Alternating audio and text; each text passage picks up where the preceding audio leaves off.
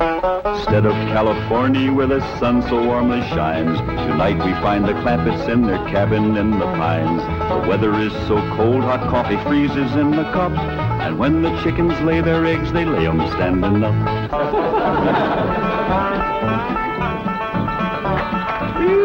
Doggy's gonna be a cold one tonight. Somebody better get ready to fry that sun up in the morning to get it started. Yeah, sure we'll be glad to get back to that nice warm mansion in Beverly Hills. It ain't no fun sleeping on this cold, hard floor. That's a fact. You think that's bad? You ought to try sharing a room with that wild daughter of yourn. Well, leastways, you got a bed. That ain't a bed. That's a nest, a roost, and a den and a hutch all in one. Is them animal friends of Ellie's still coming in at night, Granny? Everything that can get through the window. Why don't you shut the window? Because I can't sleep without fresh air. Especially with that third party in bed with us. What third party? Ellie, can you come out here and bring your friend with you? Yeah, Granny. Don't you worry about it, Granny. I'll chuck it out. Whatever it is, you gotta get your sleep. Did you ask, Granny? Your pa wants that polecat. Give it to him. Now, wait a minute. Don't point that thing at me. You don't want to get drove outdoors on a night like this. Well, don't you want him, Pa? I just want to say that Granny'd appreciate it if he'd have this little fella sleep with his own family. All right, I'll go get the others in. Oh, no, outdoors with his family. Otherwise, when we go to California, they might not take him back in. And if a skunk ain't welcome with his own family, he just about ain't got nobody to turn to. All right, I'll put him out the window. Uncle Jed, why can't we go back to Beverly Hills right away? Reckon we can tell him the truth, Granny? I reckon he's big enough. Well, you see, we promised your ma we'd stay here and help her till she gets herself married to Mr. Brewster. Well, how long will that take? Well, it hadn't ought to take long. She's got him boarding in your room now where she can get at him. Pearl told me tonight's the night. She's gonna feed him into a stupor, then set him in the parlor and sing to him until he proposes. That's a powerful combination. Pearl's cooking and singing. Yeah. If he can get got, Pearl will get him. Ain't that a precious picture? Niagara Falls, where the honeymooners go. Understand they're having special winter rates there now. I think I'd better turn in. I've got to get up awfully early. No. You sit down and relax. Jeffrey and me's got a special surprise for you. It isn't food, is it? Food for the soul and the spirit. Music. What would you like to hear? Oh, anything you'd like to sing. Well, I'll just pick out something at random. Let's try this, Jeffrey.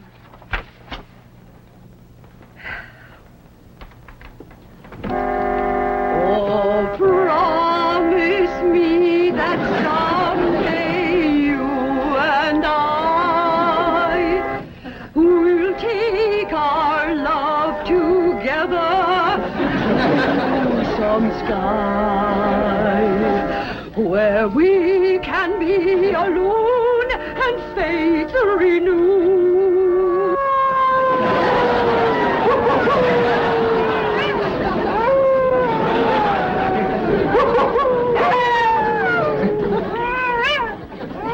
Uncle Jed. Uncle Jed. What's got them wolves so stirred up tonight? Oh, but something sure is setting them off. Lane, can't sleep a wink. Go to the right, Granny. Go to the left, Granny. Move. Them wolves keeping you awake too, Granny? He sure is. Howling goes right through you. It ain't their hollering that's getting me. It's their snoring. Look for yourself. Ellie's got two of them under the bed. Granny, we gotta get that girl back to Beverly Hills. She's going right back to being a wild cougar.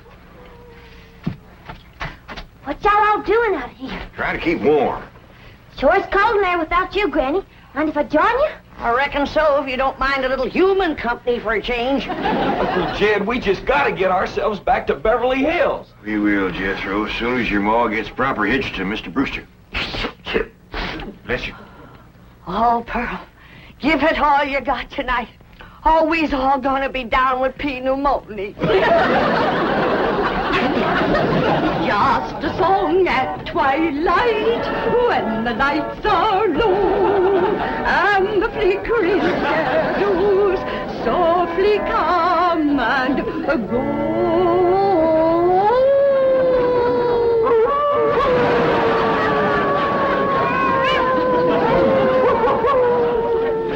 Home joys divine, home joys so pure, love ever faithful and love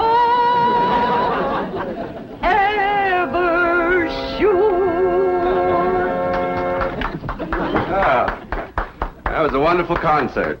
You both are unusually talented. Thank you. Yes, indeed. That means a lot coming from you. Naturally, folks around here brag on us. In fact, they think we ought to go on a concert tour. Oh, really? Oh, yes. My neighbors is always after me to sing out of town. Well, I can understand that. Mr. Brewster, do you really like music and singing? Well, I used to. I used to sing a lot myself in college musicals, amateur theatricals. Was you on the stage, Mr. Brewster? Oh, yes. After college, I did quite a bit of little theater work, summer stock.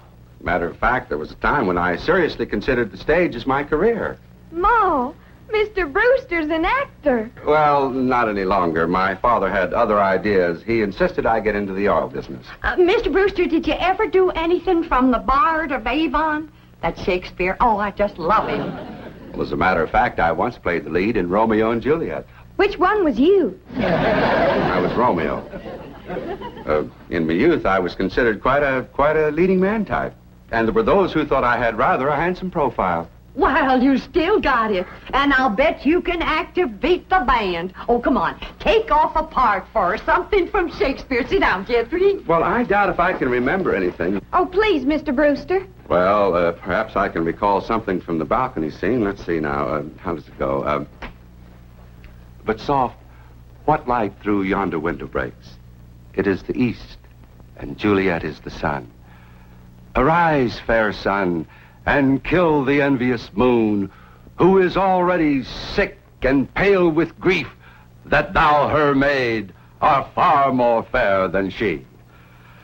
Go to bed, Jeffrey. Well, I think I'll turn in. Oh, well, please, do some more of them love speeches from Shakespeare. Well, my throat is a little sore. I think I'd better gargle a little warm salt water and go to bed. Well, I can take care of you. That's another one of my specialties. Nursing the sick. Well, it might be the flu bug, and you wouldn't want to catch it. Good night. If his flu bug is as hard to catch as he is, I got nothing to worry about. Jed, have you ever known it to be so cold? Never have, Jethro. This ain't cold. Your blood is thinned out from living in California. You say this ain't cold, Granny? Look who else is huddled up to the fire. Ellie and her wolves.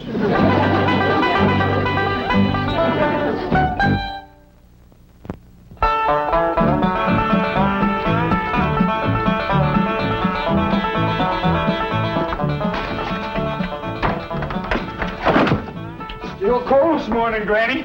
Cold? You call this cold? Why, I remember a winter morning that was so cold that when I went to milk the cow, the milk froze before it hit the pail. I had to break it off in sticks. Yes, sir. I carried a double armful of milk in and never spilt a stick. Gee, Granny, how'd you drink it? Bite on it? Nope. But you did.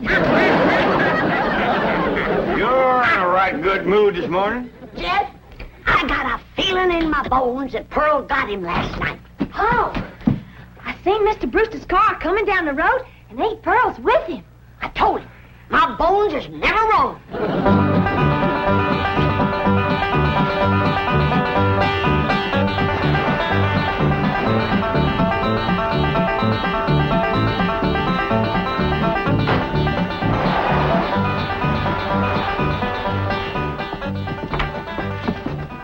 When's the wedding, Pearl? Be married in church? Yeah, let's see your ring, Pearl. You want me to carry Mr. Brewster over the threshold for you, Ma? She don't look too happy. She don't sound too happy neither. Oh, all women folk cry when they're about to get married.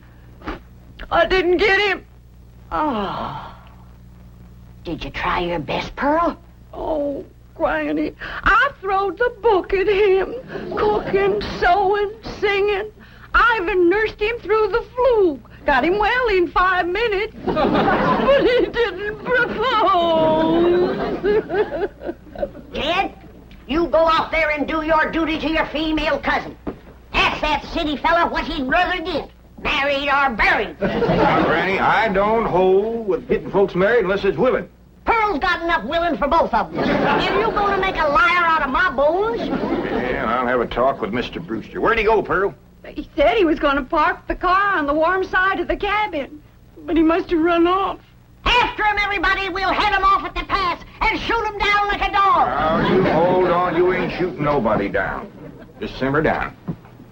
Why, he didn't run off at all. Except we'll need you, Ellie, to get him back in here. How come? Looks like a couple of your friends are sizing him up for breakfast. Well,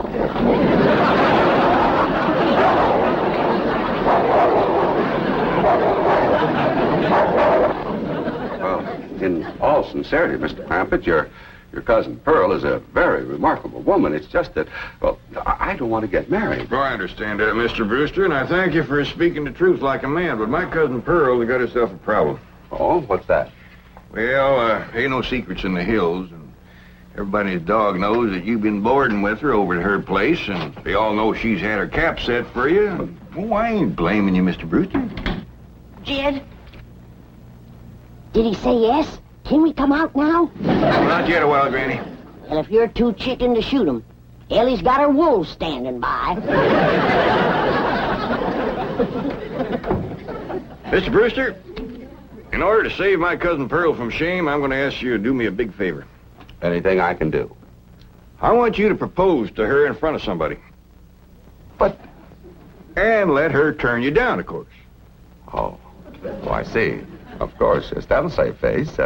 Pearl will know that she's supposed to turn me down. Oh, sure, we'll have an understanding with Pearl. Now, the one I think you ought to propose in front of is Elverna Bradshaw. You know, Mr. Clampett, this idea of yours is quite inspired. Oh, just a notion. You see, Elverna is the biggest gossip in the hills. No, really, it's brilliant. It combines drama, pathos, suspense. It has a happy ending. Great third-act curtain. It's real theater. Of course, you'll have to be convincing, so Elverna will... Convincing? Why, I'll give a performance that the people of these hills will remember as long as they live. Well, just so that... When Pearl Bodine turns down my impassioned proposal of marriage, there won't be a dry eye in the house. Elverna, don't cry easy. Oh, well, now, surely you're not going to waste this dramatic scene before just one person. Well, I reckon Elverna's daughter... I've got it. I've got it. The movie house where Pearl plays the piano. You want to propose there? Well, it's perfect. Everybody in town will see it. I want to kind of shame you to be turned down in front of all them people. Well, it's just a performance. I've learned one thing in the theater. An actor always gives a better performance in front of a full house. Well, doggies, that sure is nice of you. It's my pleasure, Mr. Clampett. Mrs. Bodine, Granny, come on in. Come on in, everybody. How about it, everybody? I reckon we better let Mr. Brewster tell you what's going to happen. Well, tonight, at the movie house, Mrs. Bodine, while the whole town looks on, I'm going to ask you to marry me.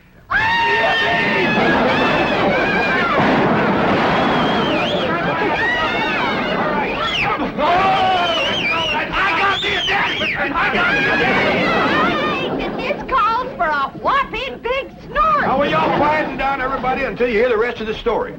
Now, Pearl, when Mr. Brewster asks you to marry him, you're going to say no. Not unless I'm as drunk as you are.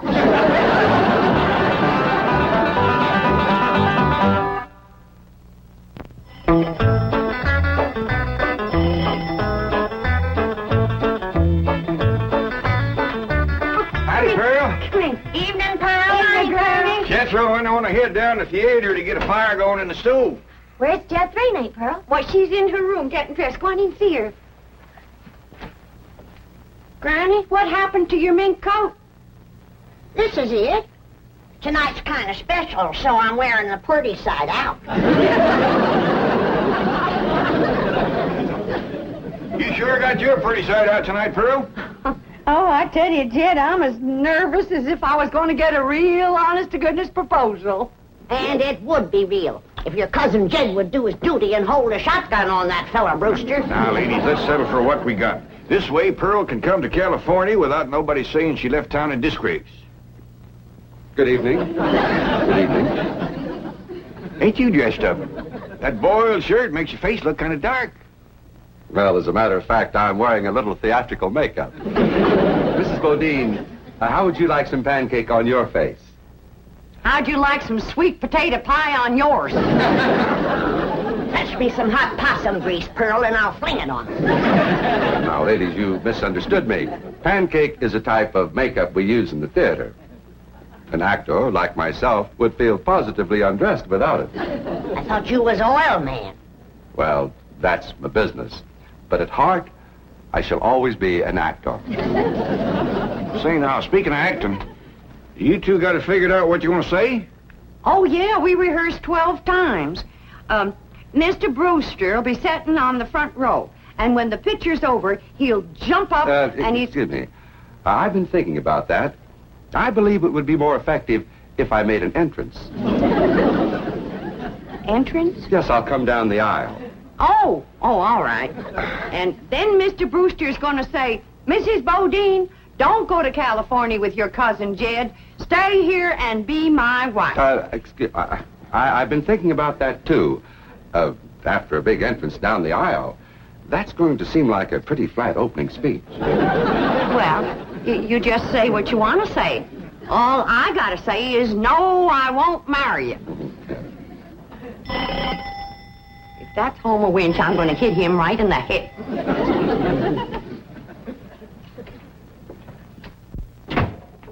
Good evening, Pearl. Brenda Bradshaw, what are you doing here? Well, you and me being such close friends, I just thought I'd offer to play Piany for you at the theater tonight. Why? Surely you're not going to show up and have folks whispering behind your back all during the picture. What in the world would they be whispering about? Pearl, I'm your best friend. You don't have to pretend with me. The whole town knows how you've been flinging yourself with that boarder of yours. For your information, Alverna Bradshaw, Mr. Brewster proposed to me 12 times today, and 12 times I turned him down. Is that why he give you this here mink coat? 'Cause you turned him down? This here mink coat was given to me by my niece, Ellen May Clampett. Oh, Pearl, I keep telling you, you don't have to pretend with me. I'm your best friend. When Alverna Bradshaw is your best friend, you're up to your eyeballs in enemies. Mr. Brewster, if you was to go in there now and propose in front of Alverna, you could save yourself a trip to the theater. And the news would get around a heap quicker. You don't understand, Mr. Clampett. An actor needs an audience. Alverna, if you don't mind, I'd like you to get out of my coat and out of my house. I'm going to be late for the theater.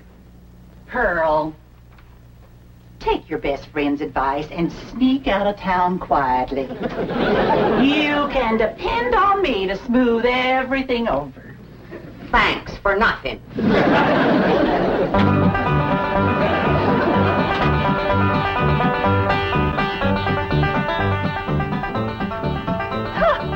Farewell performance is right. I reckon she'll sneak out of town in a hurry if she ain't already snuck. Mind you, Pearl's my best friend, and I ain't one to talk, but...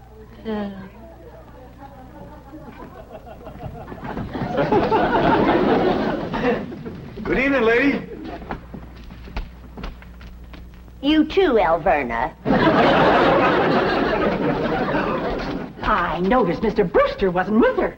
Oh, and did you see that mink coat? Well, I wouldn't trade this little band of gold and a home-loving husband for a dozen mink coats. Would I, Luke? Luke? Luke Bradshaw! That little sneak, he got away again.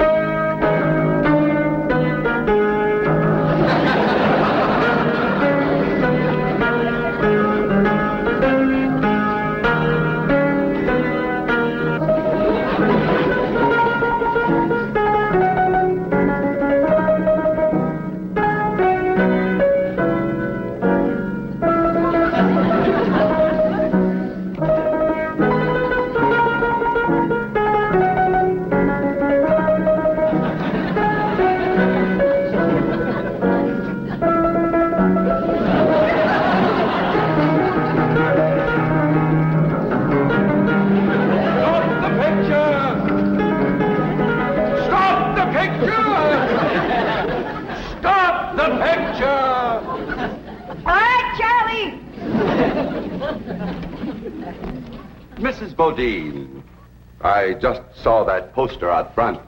Farewell performance. Does that mean you are leaving? Oh, yes, Mr. Brewster. I'm going to California with my cousin Jed and his family. Oh, no, please. Please, I beg you. I implore you. I beseech you. Don't go. Stay here and be my wife. No, thank you, Mr. Brewster. I cannot. I will not accept that answer. For I love you, Pearl Bodine. I love you with all my heart. With all my soul, I love you as no man has ever loved woman before. He's better than Francis X. Bushman. Be mine. Pearl, be mine. Come back here, Mr. Brewster. No, Mr. Brewster, my answer is no. Then your life has come to an end. For what is life without love? If I was him, I'd let it go at that. Without Pearl Bodine, there is no love. Oh, me darling, oh, me precious. Say those words that will make me the happiest of men. I'm behind you. My answer is still no.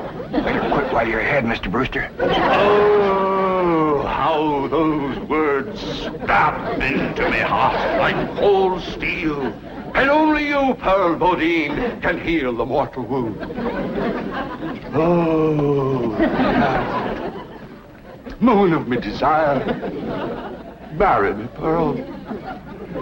No. I promise you a life of happiness, No? a life of luxury. No. Oh, me darling, look into me tear-stained eyes. Look into the tortured face of your love slave. Free me with that one divine word. Say yes. Say yes, and together we will enter a paradise of love everlasting. Yes, I'll marry you.